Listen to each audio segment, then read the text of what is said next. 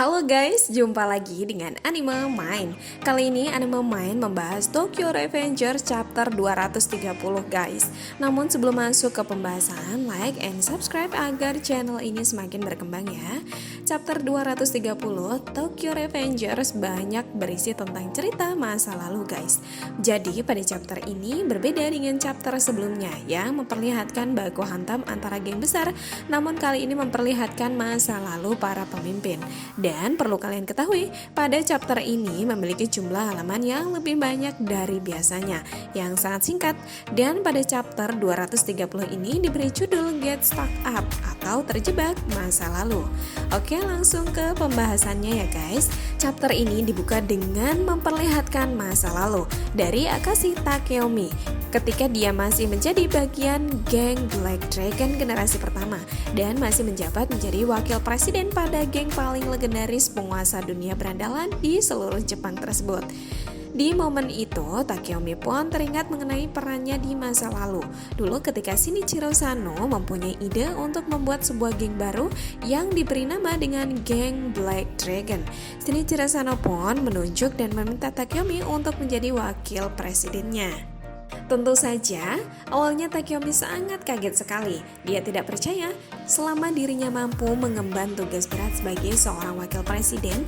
Namun seiring berjalannya waktu dan semakin sering Takeomi terlibat dalam pertempuran, kemampuannya pun perlahan-lahan mulai terlihat. Setiap kali terjadi pertempuran antar geng atau antar kelompok, Takeomi pasti selalu terlibat dan memegang peran yang sangat penting sekali dalam pertempuran itu. Dengan tenang, Takeomi yang selalu menyusun rencana dan memberikan perintah kepada seluruh anggota dari anggota geng Black Dragon generasi pertama, atau simpelnya, Takeomi adalah orang yang memberi tanggung jawab untuk mengkoordinir seluruh anggotanya demi bisa mencapai kemenangan bagi mereka semua. Karena kehebatan serta kemampuannya tersebut, akhirnya Akashi Takeomi pun mendapatkan julukan sebagai God of War atau Dewa Perang dari geng Black Dragons. Ternyata tidak hanya sampai di situ saja kenangan masa lalunya gengs. Di scene selanjutnya, Takeomi pun tiba-tiba kembali teringat kisah masa lalunya dengan Shinichiro Sano. Ketika mereka berdua masih sangat kecil sekali, dan tepatnya ketika mereka berdua masih duduk di bangku sekolah dasar.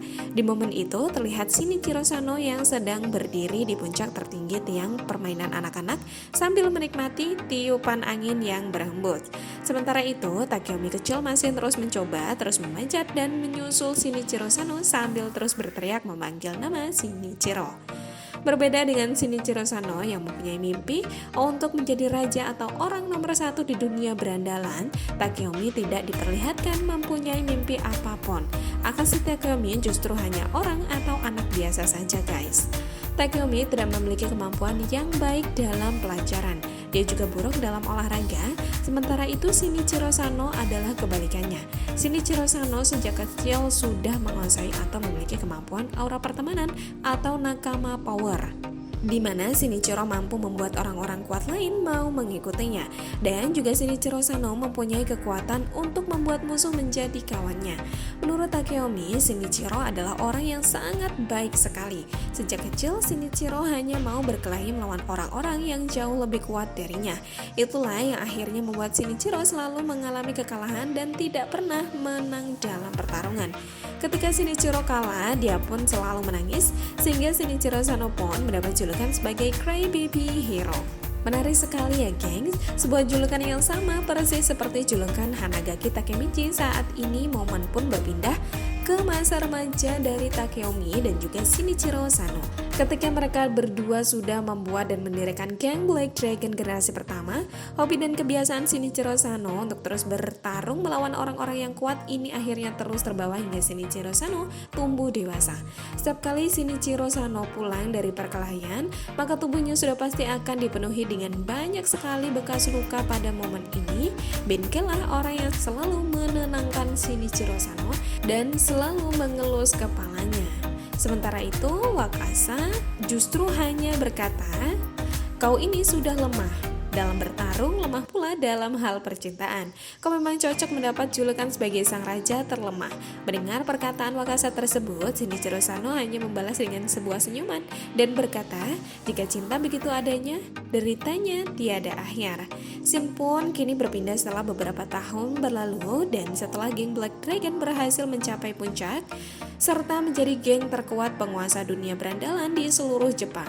Tiba-tiba saja Shinichiro memberikan pengumuman yang mengejutkan sekali kepada semua teman-temannya termasuk Akashi Takeyomi, di mana dirinya memutuskan untuk membubarkan geng Black Dragon generasi pertama tersebut, guys.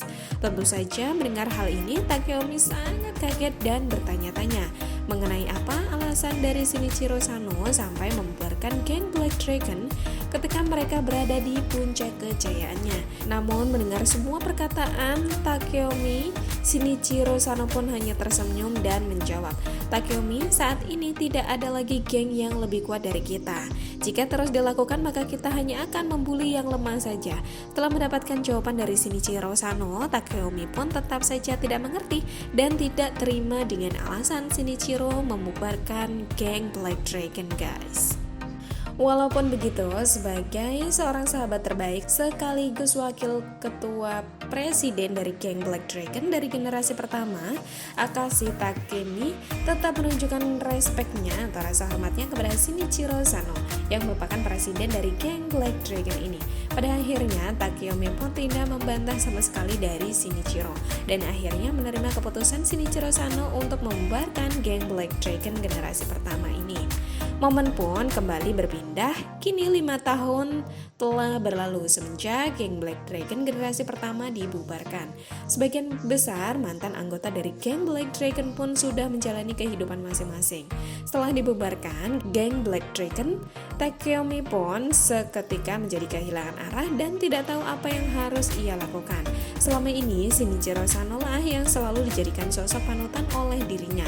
Namun setelah memutuskan untuk berpisah, kepribadian Takeyomi pun berubah drastis, guys.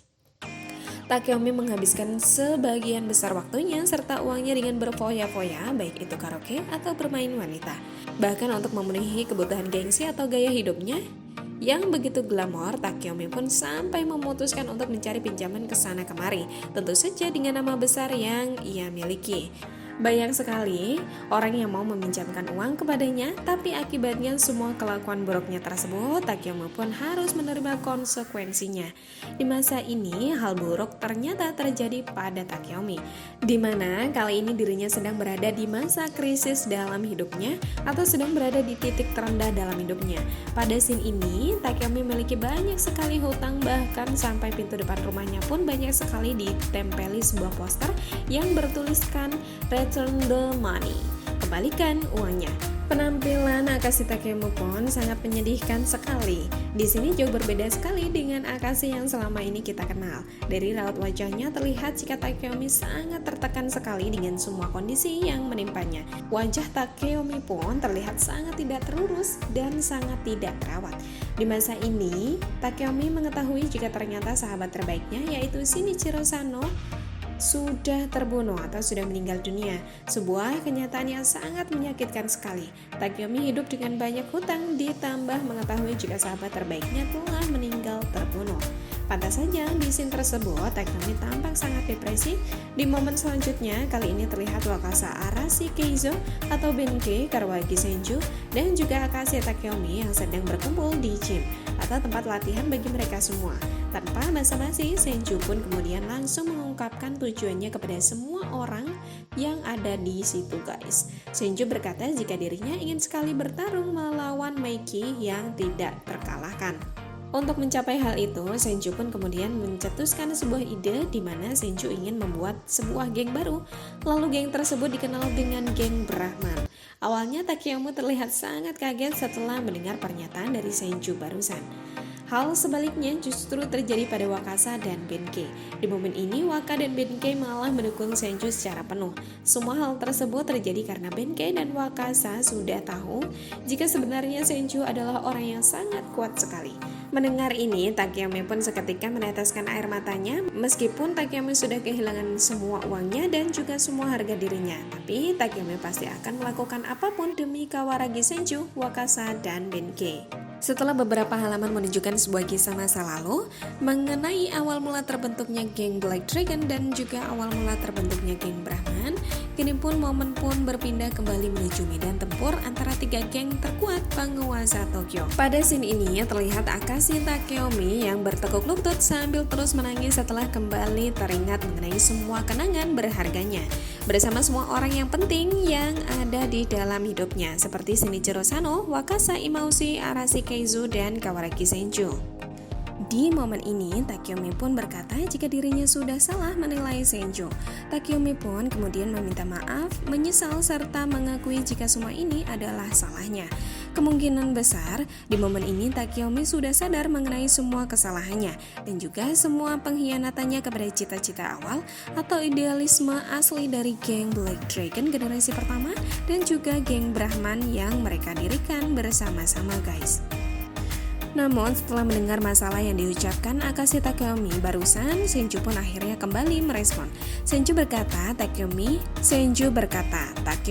kematian serta semua kekacauan yang terjadi pada malam ini bukanlah salahmu. Tidak sampai di situ, Senju pun kini kembali melanjutkan perkataannya. Senju berkata jika semua ini bukanlah salah dari Akashi Takeomi, melainkan semua ini adalah salah dari dirinya sendiri. Mau bagaimanapun, Senju adalah pemimpin dari geng Brahman saat ini. Harusnya Senju sejak dulu menyadarkan Takeomi, tetapi Senju malah memilih diam dan terus membiarkan Takeomi salah jalan guys. Pada momen, Senju mengakui dan menyadari jika mentalnya sangat lemah. Oleh karena itu, satu-satunya yang bisa ia lakukan untuk memperbaiki adalah dengan mengalahkan sang monster yang tidak tertandingi yaitu Terano Minami. Mendengar semua tantangan dari Senju, seketika Terano akhirnya bangkit kembali dengan wajah seramnya. Ia berkata, untuk pertama kalinya dalam hidupku, akhirnya aku bisa bertarung dengan serius. Majulah Senju yang tidak tertandingi. Wah, menarik ya gengs, ternyata sejak awal terjadinya perang, Terano sama sekali belum serius dan Terano sama sekali belum menunjukkan kekuatan hebatnya. Setelah melihat kemampuan Kawaragi Senju, barulah jiwa membara Terano kembali semangat. Ini adalah pertama kalinya Terano bertarung dengan sekuat tenaga. Lalu bagaimana Terano atau Senju yang akan memenangkan pertarungan ini? Mari kita nantikan di chapter selanjutnya guys. Sampai jumpa di video selanjutnya.